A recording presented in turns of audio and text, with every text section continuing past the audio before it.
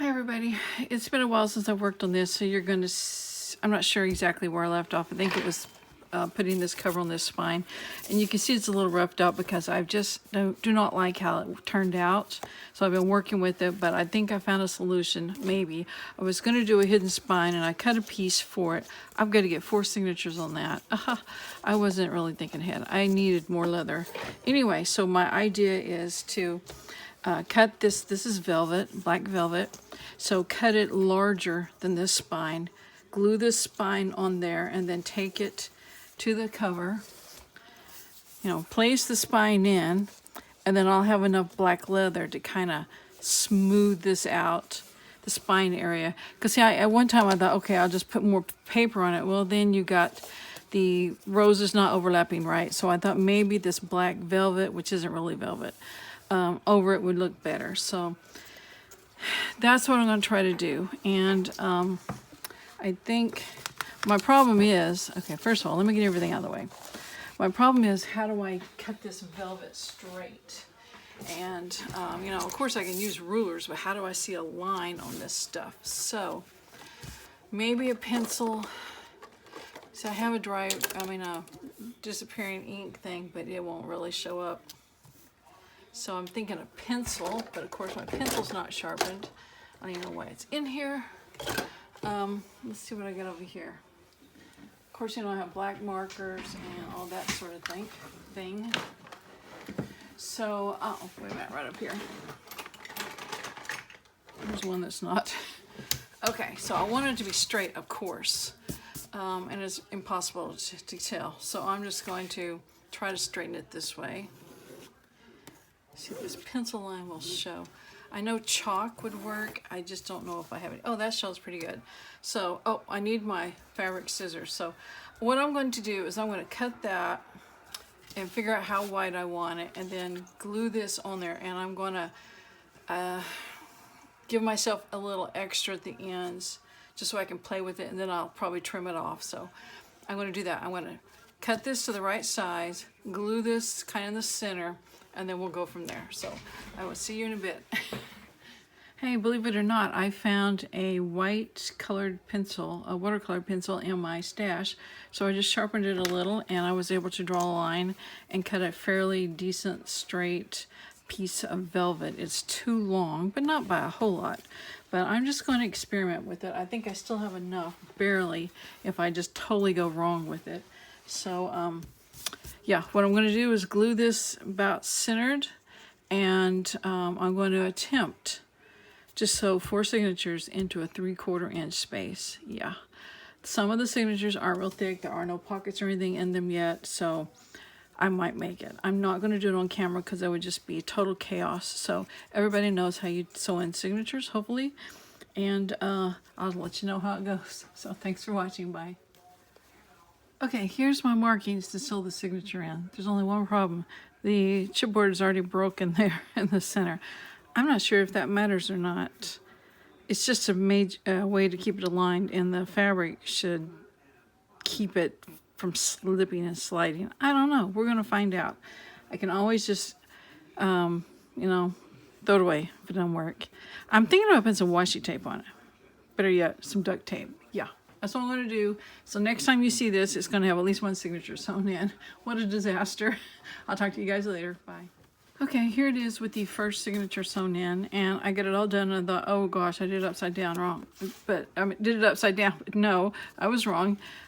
This cardboard part is what's going to get glued down. So I think I'm good. I put duct tape on all those holes. Yeah, we're going to try it, and I think it looks good so far. Still got 1 clip in. So I've got 1 in, 3 more to go. I did the 5 signature pamphlet stitch, whatever it's called. I don't think I showed these, but on the pages, my daughter said that the points would change. I sewed a piece of transparency film so that you can use a dry erase marker on it.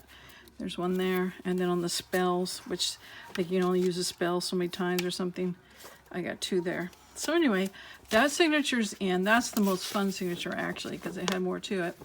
Then I've got 3 more, and yeah, that's where we're at. And I will show you my next update. I'll wait till I get them all in. And of course, you may be waiting forever if I don't get it done, but I think I can. So anyway, thinking positive. I'll see you in a minute. Bye. Hi everyone, this is Cindy, and I jumped way ahead in the video.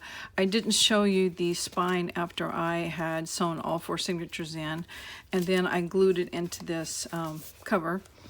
And on this side, I went ahead and glued down the velvet, and I'm really happy the way it looks because it really hides some of the bumps and stuff that weren't so pretty.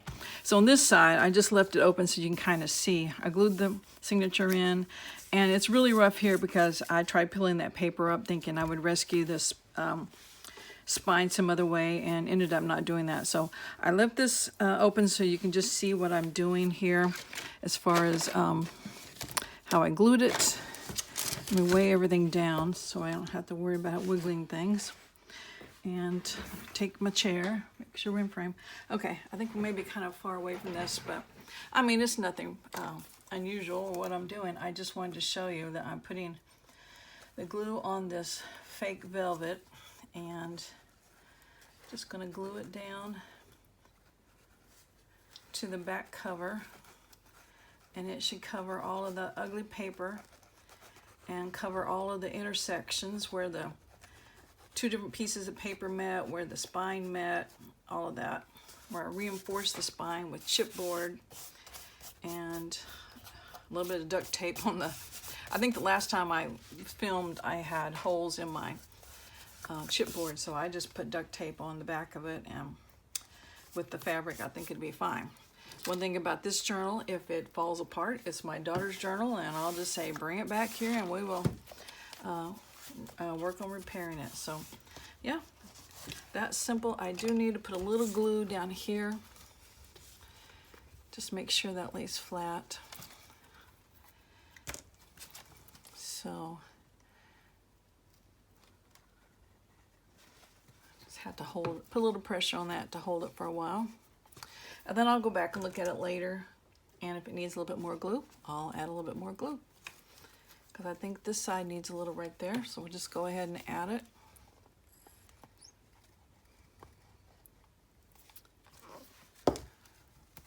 Hold it down. Yep. So anyway, that's the spine in the book. I've put pockets in and a couple other things that I will show you in a final flip through, but there's 2 more things I need to do. I need to put tabs in, and I want to get the pen ready if I can find it. So anyway, oops, I need more glue there too. Working on this, I will keep working, and I promise to show you a flip through before too long, so stay with me. Hi everyone, this is Cindy, and I'm here to do a flip through of this. This is the before flip through, and my daughter's going to do kind of an after flip through. So anyway, this is the D&D Dungeons and Dragons notebook I made for my daughter, or journal, and we made it the cover out of an old purse, and I just cut it apart and stitched pieces together, and we call it Franken paper, Franken cover, whatever you want to call it. So anyway, we stitched it together, and her particular character, I forget his name, it's a big long name, she can tell it to you. Anyway, he's covered in rose tattoos, and he has a lot of family members that died in some gang war, and each rose represents a member of his family that died. So my daughter had a bouquet of these silk roses that she carried when she was a homecoming queen candidate.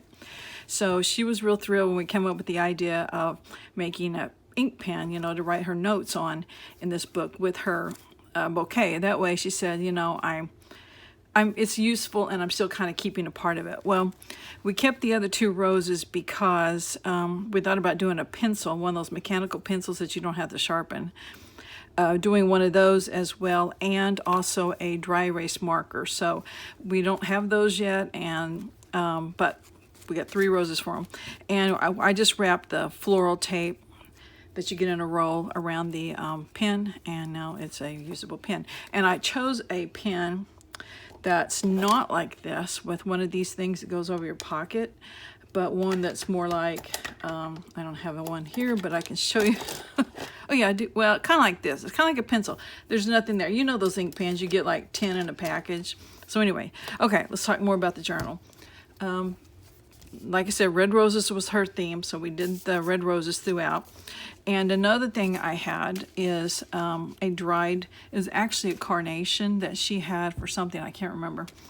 And I thought, well, it could look like rose petals, so I put it in this little shaker thing, and I made a paper clip out of it. So it's a altar paper clip. It's kind of messy. I'm not real proud of it, so we may work on that some more. But anyway, that's another one of her things we're just kind of keeping in this journal.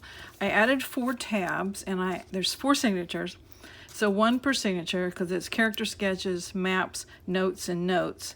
And I put 2 here and 2 here because I'm not sure what kind of closure. We talked about just getting like something to tie around it. So I wanted to make sure that wasn't involved, you know, they would get folded down if they were here. So also I included more tabs. I'll talk about that in a minute. So anyway, first signature is more for, hang on just a second. I forgot to put the tags in. It's more about the character sketch. So, and I'm not putting a lot in these pockets because I'm not sure what all she's going to need. So just a little bit to show you, you know, it's a pocket. So this is made out of the same velvet that's used on the spine. And this is a kind of like velvet little picture frame that you can slip a picture in there. So she was thinking about she'd put a picture of her character in there or just something in there. So anyway, this is scrapbook paper I printed off of pixelscrappers.com. And then my daughter created these character pages where you write down all the different numbers and things that go with your character. I don't know enough about it to explain it really, except you have some things that are constant and some things that can change. So when it was something that can change, like these hit points down here, I sewed on a piece of transparency film so you can either, I don't know why we did that exactly. I mean, I do know why. So that you can erase these, but you can still see what your, you know, if this is something that doesn't change, then that can be written on, and then these numbers that do change can be written on the film. There, that explains it better. She will, when she's going to fill out a little bit of this, and she can explain that better. But anyway, page for equipment, page for features and traits, and then we have spells, which I don't understand either, but they both needed the film so that the numbers and things can change on those. So that's pages like that. Then this is some more things that you have to know about your character. And then she wanted some bio pages because she has like a 20-page biography of her person. She just does their whole life story. So she can either write the whole thing in here, or she can just print it off and put it in here, or just little parts and pieces of it. And then I've got her a pocket back here, so we'll just put in a little tag.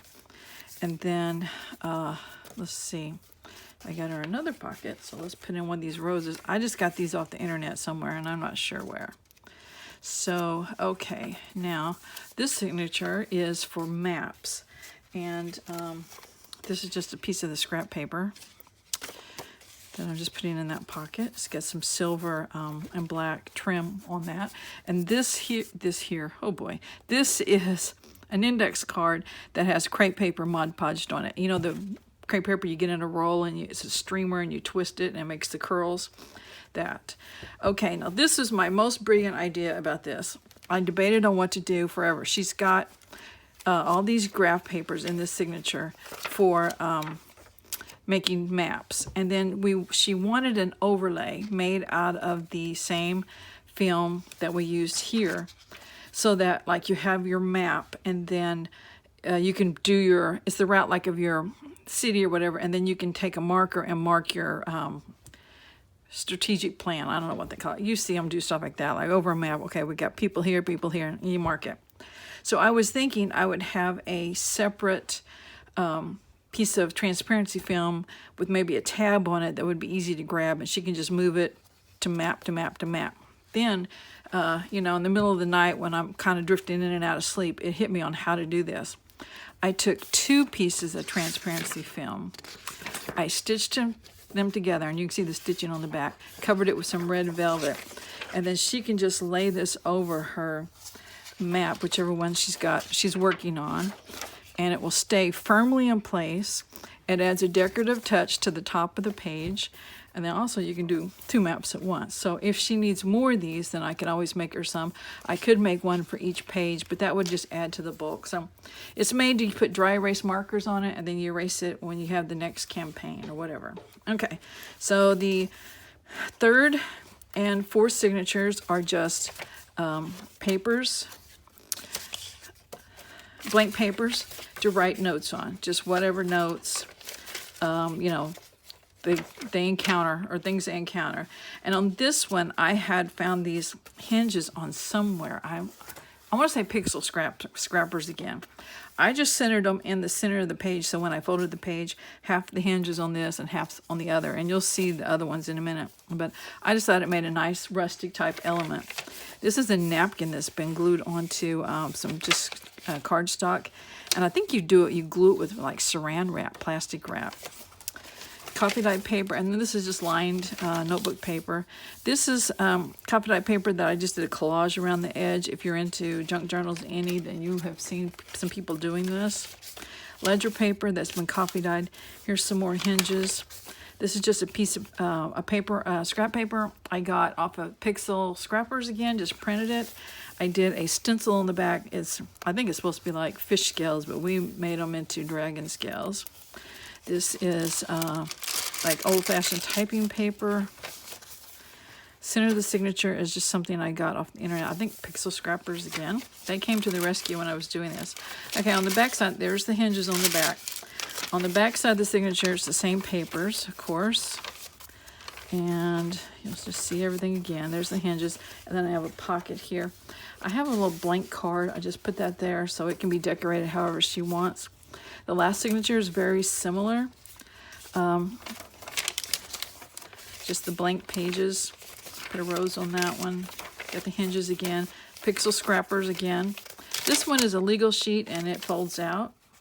And of course, anytime, there's the collage, anytime she wants to add papers, she can just do a flip out with some washi tape and just flips out on the paper. So I found this on New York Times, Public Library, public domain images, and it's like a sheet of music, but it said the fatal rose of red, so I thought that is just perfect. And of course, this part that looks, you know, is the song and all that, she could cover that up with pictures and things. So anyway, this is the journal, and she is going to work in it a little bit so you can see kind of what it's going to be like when it's got some things filled up. In this last pocket, I put a package of extra tabs in case she wants to tab, you know, a certain map or certain notes or something. So anyway, that is the journal. Next time you see it, it'll be her talking about it, and I thank you guys for watching. Bye. Sup. Anyway, so this journal that you've been hearing about was made for me and my D&D campaign, and I got it a couple of days ago. I got my hands on it, and now I'm going to show you how I've kind of like customized it and used it for my own purposes. So one thing I wanted to add was this ribbon to like just tie it down and make it a little bit more compact. So if I can get it out, that'd be great. There we go. So I just wanted that so it wasn't like splayed open all over the place, because I got a cat and she'll mess with it. Another thing we added was the tabs. We added the names for them. So we have character, maps, and then 2 pages of notes. So first thing I added was this is my character. So he's a tabaxi. So, and he has a bunch of tattoos on him. I like him. His name is Jan Capone. He's kind of like a mobster guy. So very classy, roses, all that jazz. And then in here, he had, let's be honest, had a family. So I have a mock-up of his family I made. And then there is his wife's family crest. And then there's his that I had. And I just printed those off and burnt them around the edges because tragedy, right? And then here's the cool part. So this is my character sheet that I filled out, right? And so I have everything that's on a basic character sheet that you would get from like D&D Beyond, I've made in here. So like I have all my different skill checks and they're all filled out. And then I have the ones that I have, what's it called? Advantage on? Not advantage on. What are they called? proficiency in. There we go. So I have the ones I have proficiency in, and then they are bubbled in, and then I have like my armor class and my speed and everything I have, and then all my different modifiers, all my different weapons, my hit die. And then over here, the part I'm excited about is this sheet that has this transparency over it, which is the best part. So my character has 100 gold, but let's say I go spend it on some weapons. I'll be like, no, I don't have 100 gold anymore. I have 95 gold. And then I have all my tool proficiencies, weapon proficiencies, languages. I have a tracker for inspiration. As you can see, I like tested it out. I have the death saves and life saves if you're into 5th edition, and then all the different hit points. I'm excited about that. And then over here, we have a whole page for equipment. So I just took my pencil and wrote down my equipment, because you never know when that's going to change. And then features and traits. So my guy has a bunch of features and traits, so we added this little panel so I could have more of them. So I have my bonus actions, my reactions, and then I have all my extra stuff that I like on there. And then this is not something I probably won't end up using, because my guy's a rogue. If you looked, oh well, you'll get to that in a second. But my guy's a rogue, so I probably won't be using spells. But we added this in here just in case. So this is the spells. It looks like a regular spell sheet on any other character sheet, but it has all the different levels of spells, all the different slots, the things to prepare them, and then it has areas for you to write down all your needed information. So let's say I have my cantrips over here, or not my cantrips, but like my level 1 spells, and I have like 4 of those spell slots, and then I can mark off how many spell slots I've used, and I can like prepare them and make sure and have them all written down under this transparency. And then once the battle's over or I've done a long rest, I can wipe those away. So that would be really cool, but unfortunately I'm not playing a spellcaster this time round. And then here's my fun part. So this is the bio section, right? So we have a little bit of a character description. So I printed off his picture and put it in there, and then I have his, here, I have his name, his race, his class, his basic information, and then flaws, ideals, bonds, personality traits. So just a basic character description. And then we did like 5 or 6 pages for just putting in biography stuff. So I spent like the past day or so filling out this whole biography, which I go ham on biography. And I've left these pages open because I'm going to put like, I made a whole family tree, so I'm going to put that there and put different like little kitschy things that will give me the flavor of this backstory, right? So that's what I left those pages open for. And then I had a whole nother page if I want to add some other stuff to go with it. So I had a bunch of room to write 45 years of stuff. And then we have 2 blank pages that I can put stuff in. Then we're over to maps, which I'm really excited about because I freaking love this little thing. Because here's the map that my DM gave me for our next campaign. And I've been like messing around by like, well, if I'm on this part of the island and I need to get over here, we're gonna have to like go through this. Well, we can't go over because, like, let's say some orcs live there, so we're gonna have to go around and over and do all that. So I've been having fun playing around with that. And then I also, this is removable, so if I just want to take this over, and I want to take it over to these maps I have over here, because these are maps to my city that I created that he lives in. I'll just use the other side, and I can be like, well, here's the thing. I need to get to this part of the city without touching that part of the city while staying in with this mob territory. So I'm excited to use that. Then I cut out my different maps that I had made and the different keys that I had made. So there's that. And then I got into notes. So my guy, he's lawful. Yeah, we're in the middle of Christmas, so my dad's yelling at my cat right now. Anyway, so on my notes, my guy is lawful neutral. So I created him a code to live by. So I've called it the mafioso code because he was in the mob. And it has 10 rules, and these are like, and this is the first page of my notes. So these are the 10 rules I have to follow no matter what happens in our campaign. So like no infighting, no hurting children, no violence in broad daylight, stuff like that. And then this, so I have a feat over in my feats, or it's a trait, and it's called criminal contact. Basically, I've been calling it my I know a guy feat. So basically, I know a guy no matter what I need to know him for. So I came up with a huge list of like criminal contacts I know. So we have people like Eric, who's a professional gambler, and he's banned from most casinos, and he's an elf, and he's male, and he's 120, he's 100 or 212. And then my favorite over here, which is Crunchwrap, and he's a chef and has a lot of health code violations, but his food is amazing, right? So I just have all of these written down. So whenever my party's like, oh, we can't crack this safe. Well, I'm glad you asked, because Louis Lightning Finger LeRae, I know a guy, like he's a locksmith and he's a former bank robber, and he can crack any safe you give him, right?